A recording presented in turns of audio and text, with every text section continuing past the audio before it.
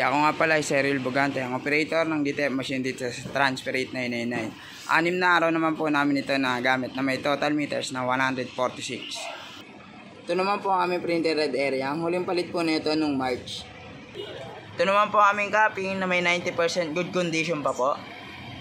Ganito naman po mag-get clean.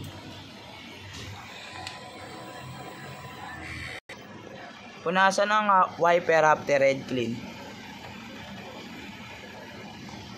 Ito naman po ang nozzle check ng DTF po namin.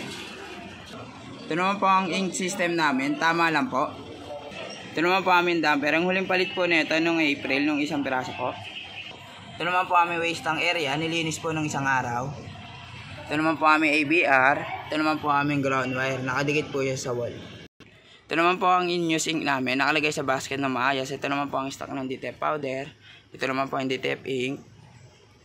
And dito naman po ang DTF roll namin. Ito naman po ang consumable monitoring namin. Sa white naman po, dalawa po na gamit namin. Magenta, isa. DTF powder, dalawa. DTF film, dalawa rin po. Ito naman po ang DTF output namin. Ito naman po ang daily maintenance checklist po namin.